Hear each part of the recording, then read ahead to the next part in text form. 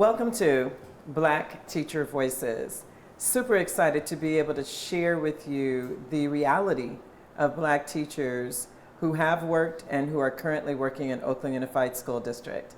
I'm Dr. Rachelle Rogers Ard, and I'll be moderating this panel today, and I want to thank you as guests for being here this afternoon. I'm wondering first if you could each introduce yourselves, if you could just share your name, where you are currently teaching or have taught in Oakland, and if you could just share one reason why you have chosen education as your field. And I'll just start here and we'll go around. All right. Well, hello, my name is Dr. Taylor. I'm at Castlemont High School. I am the director of the Community Health Equity Academy at Castlemont.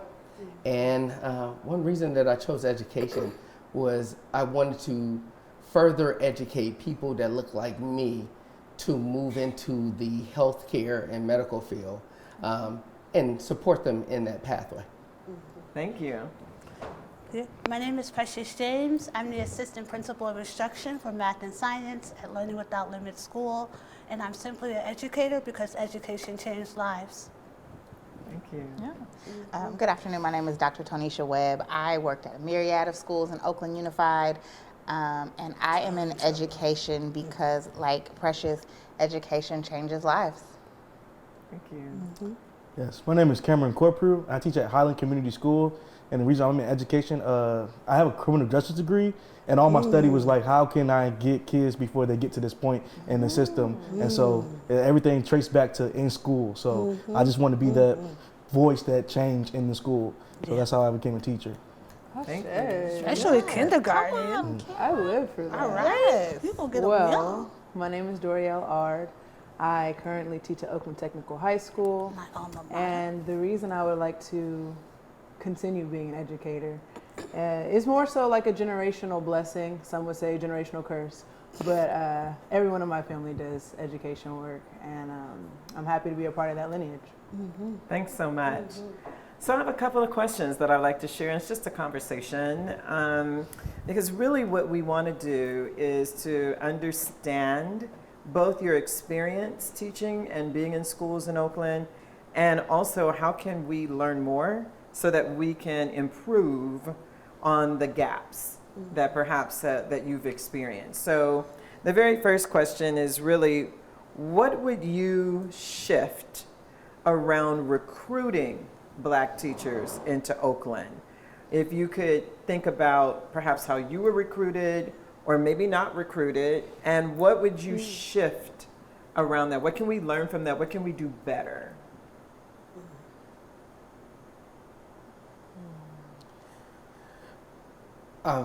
Myself being born and raised in Oakland, went to all the schools from Howard Elementary, went to McChesney, and then Oakland High. One of those key things is being rooted in Oakland. That's one of the key things is recruiting from Oakland for Oakland. I love it. And that's, that's in a nutshell. Yeah, from Oakland for Oakland. I love that. Yeah. Others? No, do it. Go ahead, Cameron. For me, I think teacher. it was different. I was in a program, Urban Ed Academy, and they brought me out here from the East Coast. So I'm from Virginia, and so they set me up with housing, set me up with the credential program, and all those things to become a teacher in Oakland. I think the model is great. I just it definitely needs to be refined, and if Oakland could adopt that, you could get teachers out here. Just going to HBCUs and getting these guys and bringing them here, they'll come. You know what I'm saying? So I think they should adopt it. So I love that. So we're hearing one here is like from Oakland for Oakland. Also, we're hearing maybe mine the HBCUs, but really have the structures so that we can help you when you do come into Oakland so that you can be successful. Right. Right. Thanks so much. Others? I would expand on that as far as bringing people here, making it a little bit more appealing to work in Oakland Unified, maybe increasing the space salary, maybe with the help of the housing, limiting some of the barriers that a lot of educators of color face, testing, like some of those things, really helping to mitigate some of the barriers that actually don't allow people who look like us to get into the classroom. Yeah. I feel like that's for both, right? Whether we're Absolutely. bringing people from outside of Oakland or whether we are for Oakland, from Oakland for Oakland, we still need to remove the barriers associated with teaching. Dorielle or Precious? I was going to say I do agree with Toniesha in regards to shifting the narrative around not only teaching but also the demographics and the struggle within Oakland. I think that when you're growing up, you know, a lot of kids might say, oh, I want to be a teacher. And people's like, ooh. And I think even just that, like shifting the narrative and incentivizing. So I think they go hand in hand and they have a symbiotic relationship between the two. Like, you know, I want you to come teach and I'm open to that, but also here's what we're going to provide for you because we know it is difficult. And I think extending that empathy in the beginning phase also eases people into retaining them. Shifting the narrative around what it means to teach. Yes, and as well, Oakland. To teach in Oakland specifically. Okay, yeah. For sure. Yeah. I love that. Thank you. Well, I was in Teach Tomorrow in Oakland, Yeah. a program that just changed my life. I was 23 when I showed up at your trailer at OUSD. I'm mad that I had a trailer. Yes. Trailer, that's crazy work. But It was a trailer. It was a trailer. That's where they put us. That is, Yeah, she's actually. but I got help with getting into a program. I can call on you now today. My supervisor from the program is still my mentor. There was never a moment where I wasn't alone. And I think that's what happens for a lot of new teachers in Oakland. Yeah. They end up alone. They don't know how to navigate the institutional barriers, the RICA, the CSETs, the TPAs, and they end up alone because there's no one telling them, yes, this work is hard, and I got your back. Like the people I was in Teach Tomorrow in Oakland with, like I'm still with them. We're still encouraging each other. Yeah. All of us have left teaching, but we're like still connected. Like I know if I have a question, I can call anyone and get help. And with a lot of new teachers right now, that's not the story. Yeah. And if I was a new teacher in Oakland, like right now, I don't know if I would be successful based on what I see as a coach in Oakland. I want to sort of, not toot my own horn, but Teach Tomorrow in Oakland, look it up, Google it. So one of the things that we tried to Fabulous. create was a cohort Yeah. model. And so, Cameron, you're 3 years in Yes. teaching, and I know, Devynn, you've been teaching around. So I guess like the newbie That would be me. would be you. How many, how long have you been teaching? A few months. Full time 1 year. Okay. Yeah. So No, is ma'am. what Precious saying true for you? Did you feel like you had a support system that was baked into the work that you hold? Absolutely not. Furthermore, I think because I am aware of Teach Tomorrow in Oakland, I kind of can speak a little bit on that. The idea of having a community of individuals that look like you and teaching. For example, like I don't really have a lot of interest in going to the meetings after work to commune with my fellow colleagues. Isn't that still part of work though? I'm just asking. No, yeah. No, it's not. No, I definitely say no. Oh, Yeah. No, okay. thank you. Oh. Right. It's debatable. That's a I don't know whole y'all like that. conversation. Yeah. But in regards to just wanting to be in community with my fellow colleagues, no. I'm a young teacher. I have locks. I actually dressed probably better today than I do when I'm teaching because I teach dance and I teach African American female excellence. And so I try to really show up authentically. And I think that having a cohort of people that celebrate my authenticity as a teacher would be amazing. It would help me want to show up more. I am strong-willed, so I do it anyway. But essentially, I think that I don't have that support system, and I think it would be beneficial to have that support system with people that are going through it simultaneously, or maybe even like to that point, 3 years or something, you know, where we can like learn from each other. But no, that's not happening for me. Yeah. That's deep. Thank you for that honesty. Interesting. What about you, Cameron? When you came in through Urban Ed, so I know you had some supports. Do you Right. feel like you had the cohort model of folks who look like you to support you through that? Well, yeah, all my guys, we came in together. But the thing about it is, like, we were like that first group that did that program. So we didn't have anybody to look up to. So we're all trying to do it on our own, well, together, and we're like, all right, this might work and stuff. And you see people fall off, and you see people drop out. And it's really like no guidance because I'm trying to figure out myself. And so now, like, younger guys, like I'm saying, we just like stay on it and trying to give them the keys and stuff. But at the same time, I still didn't finish myself because I just didn't have the guidance that I felt the need to finish the tests and stuff. And what I'm hearing, and correct me if I'm wrong, I'm hearing a need for two things, right? So when we talk about how we bring black teachers specifically, authentically black teachers into work in Oakland, which we all know has some challenges, right?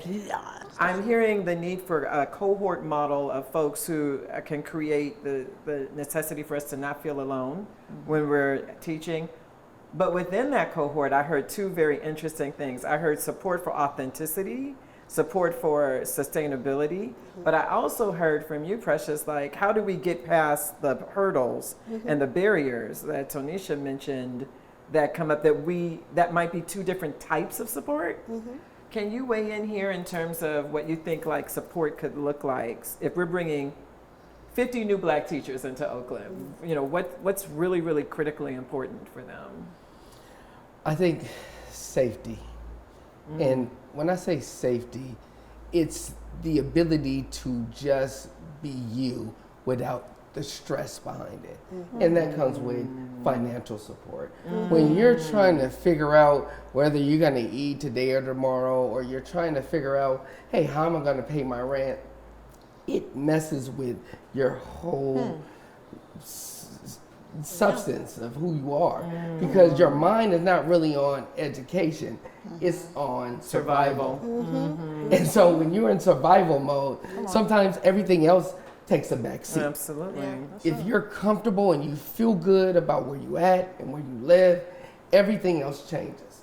Wow. And it's unfortunate that California, with the high prices in living and, you know, being able to live and having a, you know, a sustainable wage, it's paying a toll in the price on not only the teacher who's teaching, but the students, because you're not able to really focus on giving them all you have because your mind is somewhere else.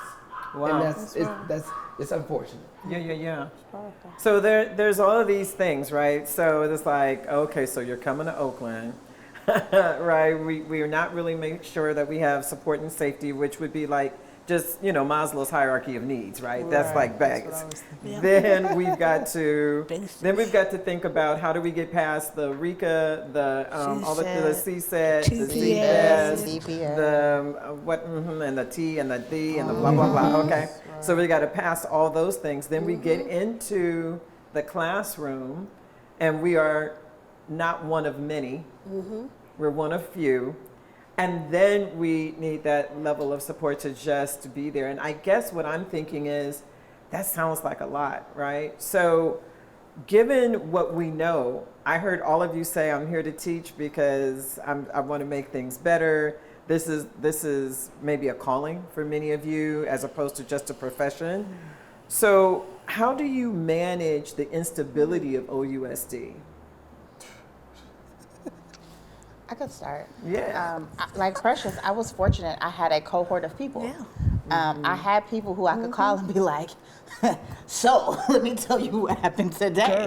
And we spent a lot of time together unpacking and being in community, which allowed us to, okay, we might have spent an hour just decompressing about what happened today, but now we got to spend the next hour doing lesson planning and grading and doing the things, right? So like we had people who we could lean on. And like Precious said, many of us have left the classroom, but there are still people in that cohort I call and be like, so listen, let me tell you today, right? And so I think that psychological safety, we don't really talk about the psychological toll that working in Oakland Unified School District takes on the educators, but specifically takes on educators of color.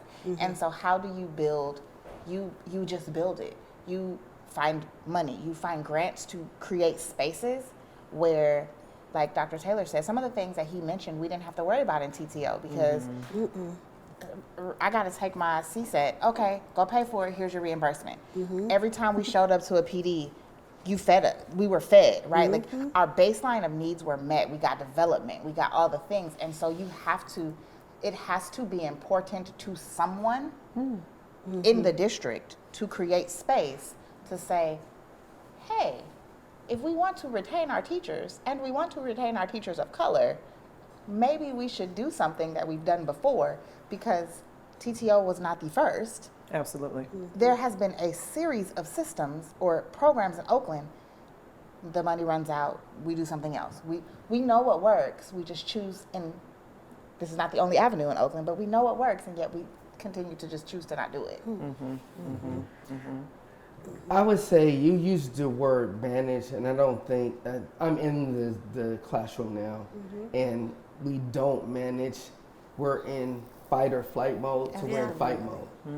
So it's just like, what do I need to do? I have to either my back's against the wall. There's no other way to go, and so I just have to fight through all the problems, all the issues, and figure it out as we go, which is unfortunate because the intensity is high, but you have no other choice if you want to really stay rooted and support you. And when I say you, the people that look like me. Yep.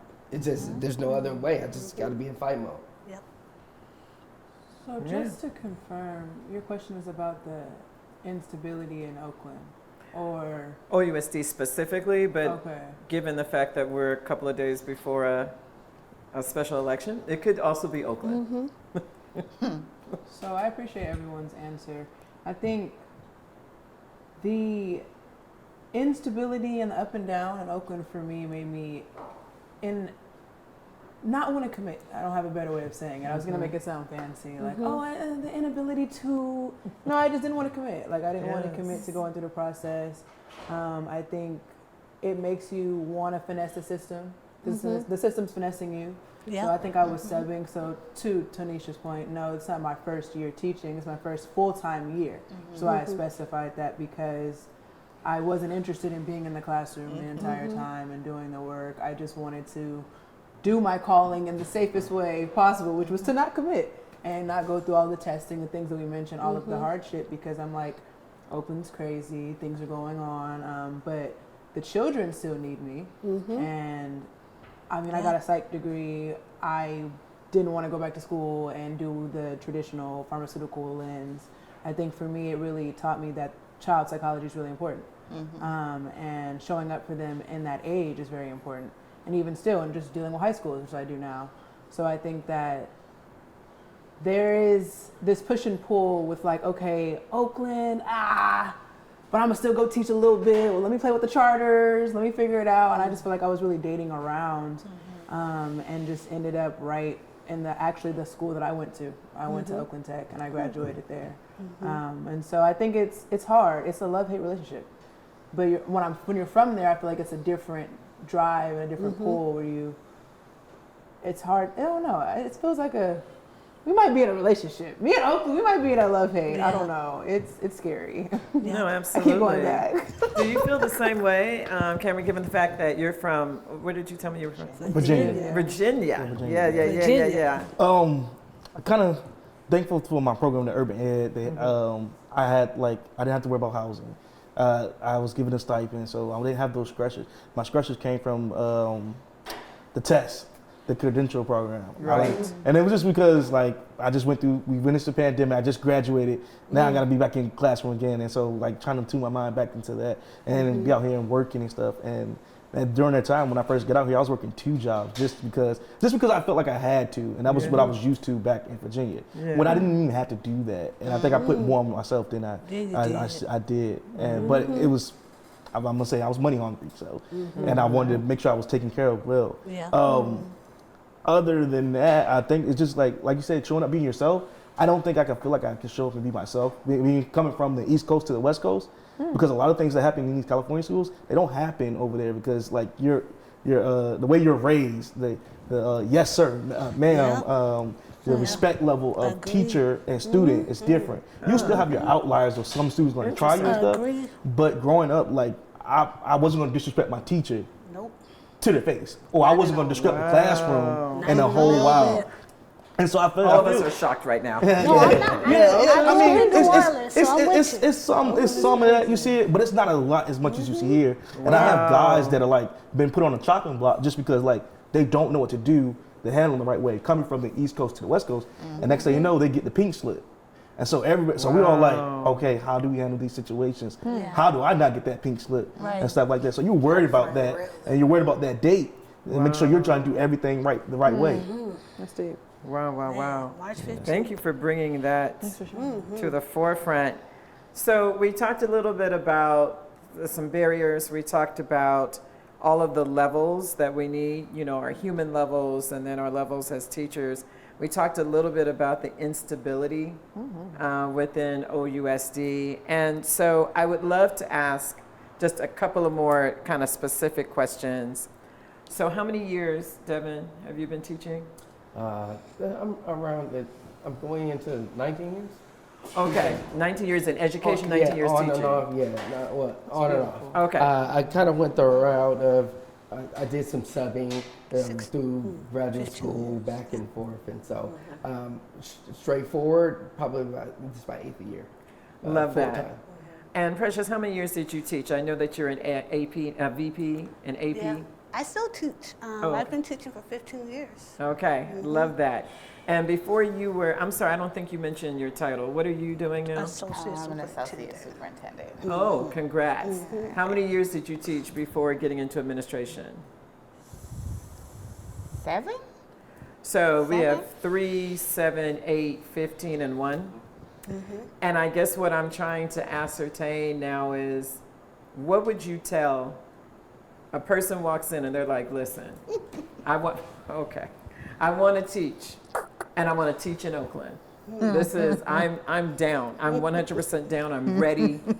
Ooh, I'm black. I'm black on black on black. Blackity black. I'm blackity black. I want to teach. I'm ready. Put me in. Tag me in, coach. Where am I going, right?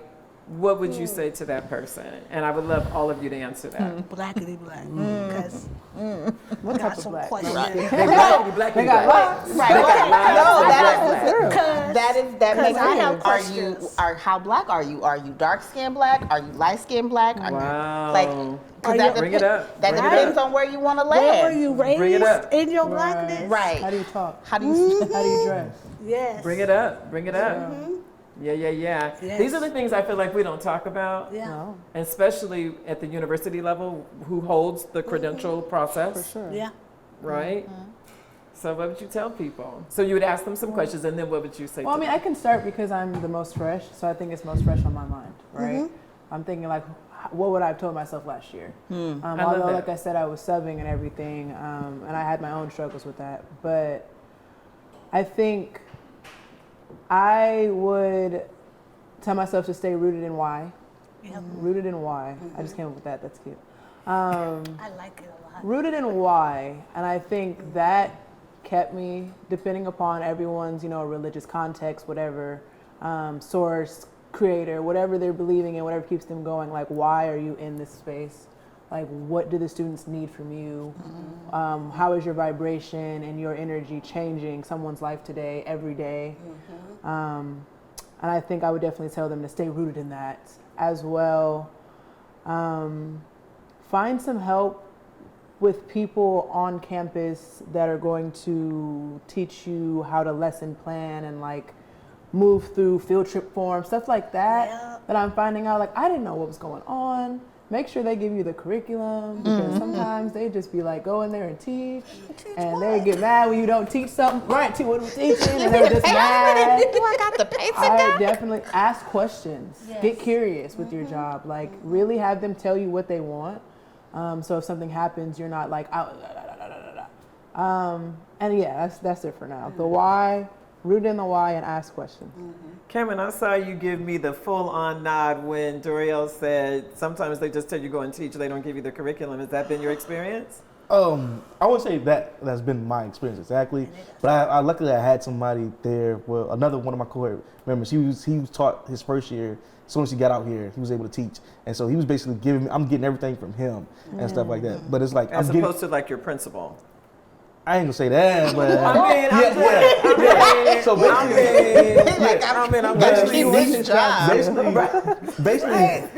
we came in here together, and he's my mentor. Yeah. And basically how it goes, and I definitely look up to him and stuff like that. And it's kind of hard because I'm older and stuff like that, and so it's like, hey, I gotta listen to you, bro, and stuff like that. And sometimes we have that relationship where like it's brotherly, like he tell me something because they told him something to tell me, like, man, I don't want to hear it coming from you and stuff. Yeah, he's trying to manage me and stuff like that. So, but I'm very thankful for him because I've gotten this far. But for me, I definitely just tell somebody, pick your battles. Know what battles to pick, and that can look any way you want it to look. It could be student, it could be faculty, it could be curriculum and stuff. Wise, you got the room to do whatever you need to do to teach these students. So just pick your battles. I love that. Who's supposed to give curriculum? Parenthetically, I just want to. When you're a new teacher, who's supposed to give the curriculum? The principal or the assistant, whoever's over instruction on that site is supposed to give you all of the Y'all things. clearly not in my school. You're right. The person who is over instruction, ideally, which is an assistant principal, is supposed to give you all of your curriculum. Right. There's a room at every school that has all of the books in there. There's a warehouse in Oakland. Right, you can get all the things. We have them. They pay for the them. books was there. The navigation of it. Because Eureka Squared is a mess.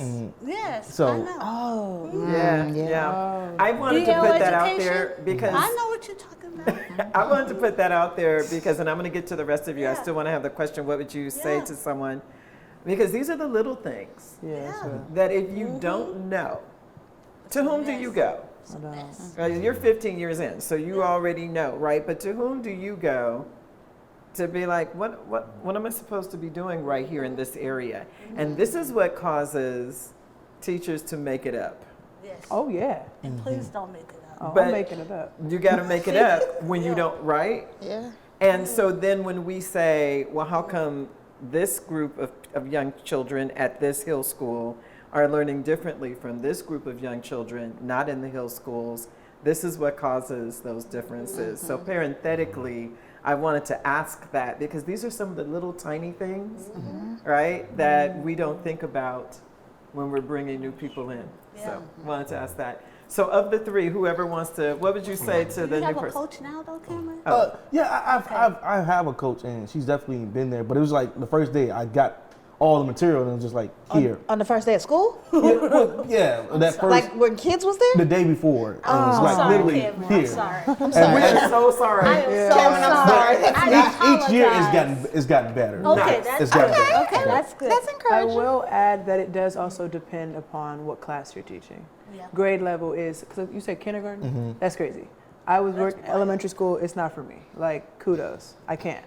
However, I think that because I am teaching, I teach, like I said, dance and African American female excellence, there's a little more wiggle room in quote unquote making it up. But I think, again, still following up with admin because there's unspoken expectations that will still get you, or I think you said the pink slip. I don't even know what that is, but it's giving fire. Like if you don't do and ask those questions. Oh, I So, got yes. non-reelected. I know. Yeah, I'm gonna get that, and well, I want to finish this, and then I want to kind of go back a little bit to that and what a non-reelect is, so we can talk about it. What would you tell the new person? I would say the 3 R's: be relatable, be relevant, and be result driven. And when I say that, nice. going in, Alliteration. they have to know that you care before they care about what you know. Yeah. Come on. And if you don't have that, then you lose. You know. Yeah. So understanding that and being able to really relate to who you're communicating with, whether you're from Virginia or you're from Mississippi or you're from Oakland, like there's a connection that you have and you build it. Yeah. You could build that connection unlike anybody else or any other race. If you're black, you walk black or brown, I would say. You come in and they give you the benefit of the doubt. But if you come in and you misstep, it's downhill from there. That's right. So you come in and you just let them know, hey, I care. I'm here because I love you and I care for you because you remind me of me. Once they know that, then everything else goes. Because nobody really cares about anything if they feel like what you're giving them is trash. That's right. Like you got to come in saying, what I know is something that's going to help you in the future. If you don't have that, then you lose. I love the 3 R's. Come on. I love it when they give us something to hang on. It's a framework. We love a good framework as educators. Of the two of you, what would you tell someone? I actually would probably, I think because of what I do now, I would more attend to the personal needs. So I probably would sit with somebody and be like, let me tell you my experience and let me give you some pointers around. Oakland is a very large district. And so I think what you said is very important. And I think it is also important to know how to navigate the system.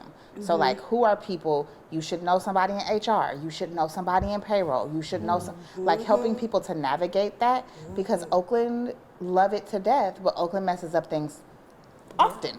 And you might not get paid a couple months, or you might get overpaid a couple months. And so really, and they gonna take it back. So how do you navigate that? But then also like creating community, being able to like be that person who is paying it forward. Like, I'm here. You needed, I needed somebody who could talk to me as a human. And so I think that new teachers, especially black women, especially black teachers, especially black women teachers, need someone who can relate to them on the human level. Because if you're, I was emotionally unstable in Oakland for a very long time. So you need someone to give you that just personal lens. And so I would probably, that's the lens I would take. Yeah. Thank you. Thank you. What about you, Precious? For me, I'm just going to be precious. And I'm going to hold high expectations for my kids. And I'm going to hold them for families. Like, the work we're doing isn't absent of families. And if they don't know who you are, why would they trust you with their kids? And so families know me day one. They might even know me before that, because I'd have called you, I'd have been by your house. My first year, families took care of me. Like, I didn't have to cook dinner sometimes. I showed up, like, because they recognize I'm going to push. I'm going to be the same person in every single space. And because people know that, you can't talk bad about me, because the person that loves me is sitting higher than you. And I'm going to say it. I'm going to say the things that people hate to say about other teachers to their face. The problem in Oakland isn't our kids. It is the instability, but it is the people we have allowed in these classrooms to do whatever they want to do, because we got desperate. And we forgot what it meant to hold a professional standard, to be an educator. We start picking people up off bus stops and stuff, saying, "Oh, if you can do this one thing, come in our classrooms." And then when results don't come back, you'll be like, "Why kids aren't learning? They got their curriculum the day before, but they didn't get training like you did. They showed up from the bus stop." And we got desperate, and we forgot what Oakland was built on. So if you come into Oakland, be ready to do the work. No kids, no families. Know your well-being matters, but you also got a lot of work to do, and so you may be working overtime for a little bit. Because if you don't do it, then someone else is going to do it, and it's still going to get done.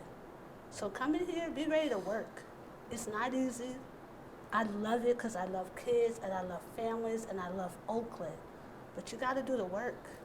You got to accept the reality that it is unstable, that it's not going to get better based on what we see right now, and we still got to show up every day. Wow. Because someone else is going to show up off a bus stop. off a bus stop.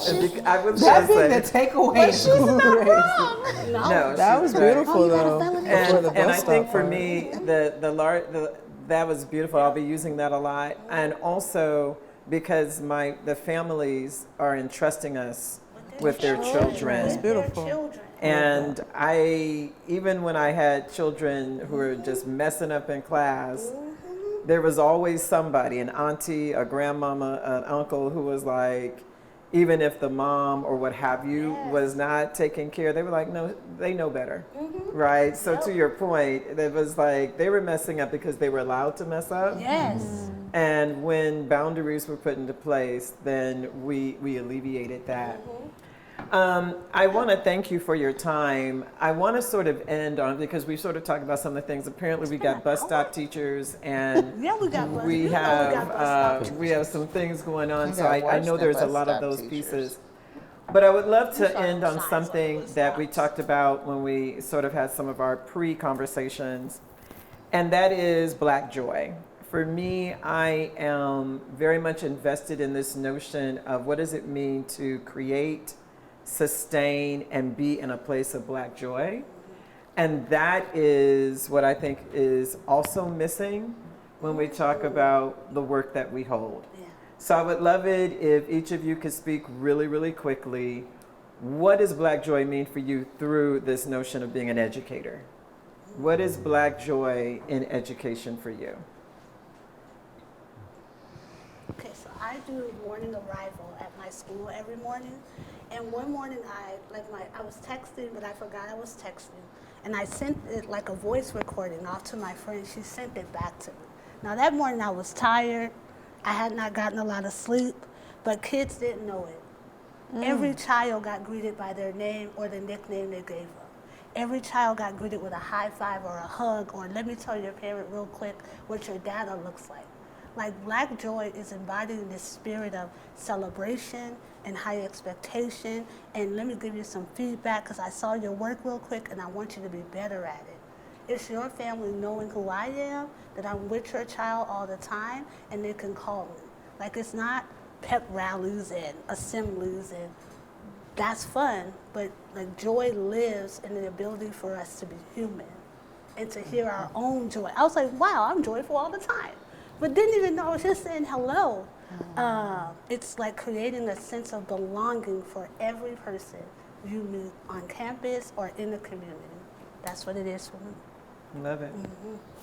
For me, Black joy is, I'm a senior capstone teacher, so I teach 11th and 12th grade. Nice. They do Black joy presentations. for me is seeing that, knowing they went through the OUSD system, Yes. and when I see them graduate and they go across the stage and I say, where are you going?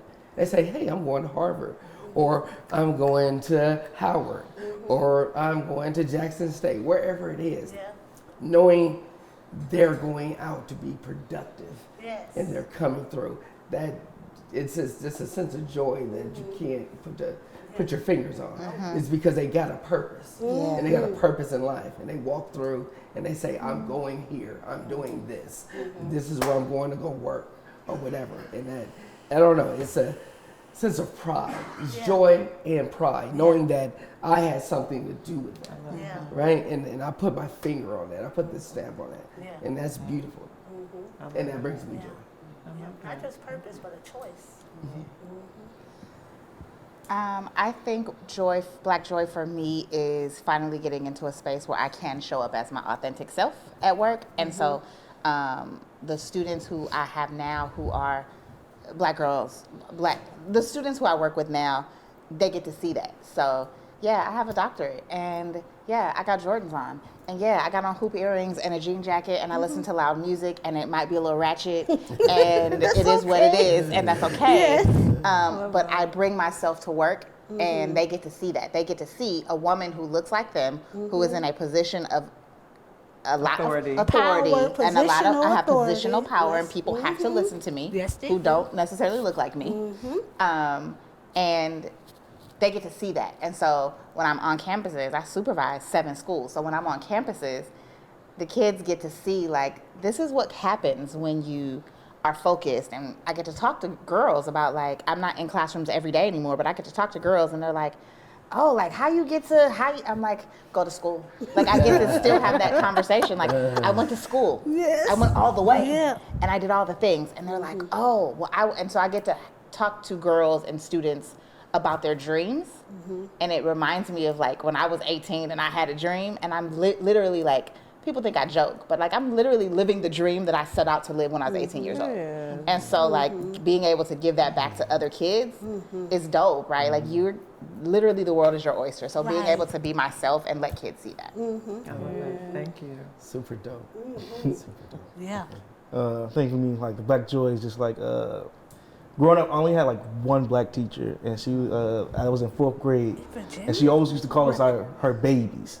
And so this is my 3rd year teaching, so my oldest group is in 2nd grade, and so there's always out of all the kids I taught, all of them always come into my classroom. I'm saying, you're my baby, you're my baby. And they just, oh, man, your baby, and then your baby. And then they just love it so much. And they come, I just know when they come in there, either they want me to say that or they want me to give them a greeting, give them a hug. It's something that they just want to come see me so they can get through the rest of their day. And so for me, sometimes it's just like when I realize I get teary-eyed because my oldest group is in the 2nd grade, but I got 3rd, 4th, and 5th graders coming to my classroom. Yeah. So I must be doing something right, and I must be giving something to these kids that even the kids that I never taught are coming to my classroom to come see me. Like I'm not handing out any candy, I'm not handing out any prizes. They just want to. If you just need that 10 seconds, if you just need that 1 minute to come in here, if you're having a hard day, just come see Mr. Cameron. And so for me, it just gives me joy every single day. Wonderful. That's adorable. That's a good teacher. That's a good teacher right there. We do judge them by how many times kids show up. Yeah. That's beautiful. Black joy for me looks like allowing my students to expand their definition of excellence. I think school is a lot about academics and, like you said, where they're going to college and we love that. But also, some students are not. That's not their path. They're not going there. And that's That's not their path. And it's okay. They're not interested in getting their doctorate and doing all of that. And I think for me, that joy looks like letting them exist, letting them be vulnerable in space, redefining teacher as a guide and not like an authoritarian of like right or wrong. I think when I see my students come into my class and they're able to cry, and they're able to share what's going on. For me, that like vulnerability is that joy because there's no other place on campus where you're going to have vulnerability, safety, kids that might be failing another class. I'm like, here, you matter.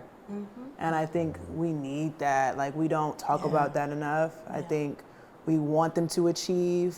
And sometimes I just want you to laugh. I want you to come up in here and I want you to let go of what happened on that test and let go of what your granny said and let go of this and just like show up. And that has been the reason that I want to defeat the instability and get my credential and keep teaching. All right. Just because like they showed me that I matter and we're a reflection. And that's joy for me.